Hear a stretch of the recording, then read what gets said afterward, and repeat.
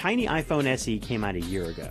It's still around, but Apple added more storage. It's 32 or 128 gigabytes now, versus 16 or 64 gig back then. The SE is still the best bang for the buck, though, in iPhones. It looks just like an iPhone 5S, but its insides are basically an iPhone 6S. It has Apple Pay, Touch ID, good front and rear cameras, and it runs iOS 10 well. All you lose is the pressure-sensitive 3D touch and a larger screen.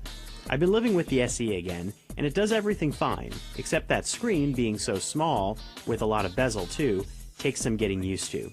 You're either in love with the idea of a super small phone, think you can deal with it for the price, or hate it. You probably already know the answer.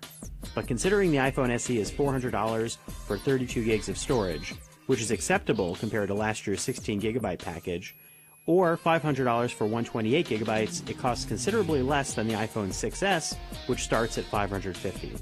The iPhone 7 and 7 Plus are still better phones, but you don't actually lose all that much with the SE.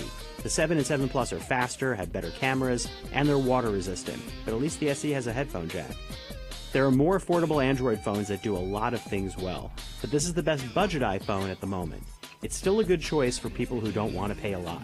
But if you want a good, tiny, less expensive iPhone, the iPhone SE is still worth it.